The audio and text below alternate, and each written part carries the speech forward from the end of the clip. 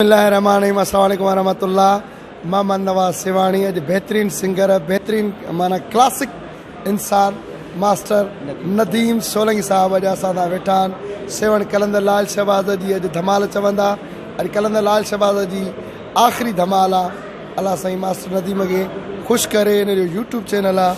YouTube channel ते हिकु ॿिए जो साथ ॾियो प्लीज़। मास्टर नदीम सोलंकीअ खे साथ ॾियो। I am request Nawaz Siwani. Facebook ते हिकु ॿिए जो साथ ॾियो, हिकु ॿिए जी पसीराई कयो, हिकु ॿिए जी इज़त बणिजो, हिकु ॿिए जो शान बणिजो। आई एम रिक्वेस्ट नवाज़ सिवाणी। नवाज़ सिवाणी जेको पूरी दुनिया में अॼु ॼातो सुञातो थो वञे त फ़नकारनि खे सिर्फ़ु मोहबत जी ज़रूरत हूंदी आहे। मोहबत तव्हांजी छा आहे, तव्हांजो को ख़र्चु को पाई को पैसो न लॻंदो।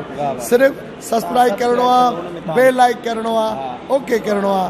इन सां इंसान जो हौसलो थो थिए, इंसान जो कॉन्फिडेंस वधे थो। त एतिरा माण्हू आहिनि। अॼु मोहम्मद नवाज़ सिवाणी कंहिंखे ॾेखारे थो नदीम जहिड़े भाउ खे तव्हां मुंहिंजा 1,08,000 फॉलोवर आहिनि त हिकिड़ी ख़ुशी थींदी आहे। दुनिया में पाण मल्हाइण लाइ हिकिड़ो वाहिद सोशल मीडिया प्लेटफॉर्म मिलियो आहे जंहिंते माण्हू पाण मल्हाईंदो। मुंहिंजी दुआ आहे अलाह खां त नदीम सोलंकी साहब खे अलाह साईं 10 लख 10 करोड़ मिलियन फॉलोवर कंदो। अलाह कंदो हिनखे बिल गेट्स इनाम ॾींदो। अलाह कंदो मूंखां बि अॻिते निकिरंदो। हिकु ॿिए जे लाइ दिलि साफ़ रखो। असांखे जेको क़ौम खे जंहिं शइ तबाह कयो आहे न उहो साड़ ऐं हसद। असांजी सिंधी क़ौम में साड़ न हुजे त असां ॾहे सरूं। नदीम छा चवंदो?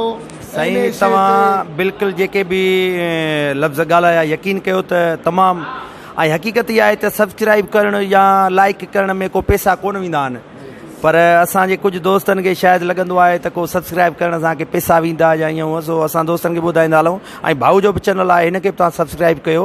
ऐं मास्टर मंज़ूर सां गॾु रहियो आहियां ऐं मास्टर मंज़ूर जो शागिर्दु आहियां मरहूम जो। ऐं नवाज़ भाउ असांजो दोस्त आहे नवाज़ सेवाणी। सो मौला हिनखे ख़ुशि रखे। ॿियो बि तव्हांखां भाउ ऐं सुवालु कंदुसि, पर पहिरीं हिकिड़ो मौला गाज़ियाबाद जे शान में कसीदो।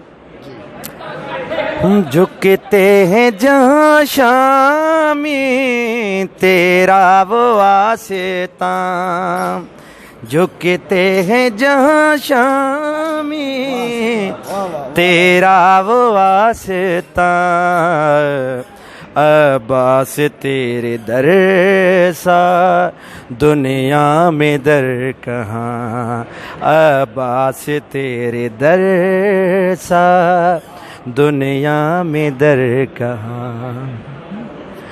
तू कमरे बनी हाशुम ज़हरा की तू दुआ है, तू कमरे बनी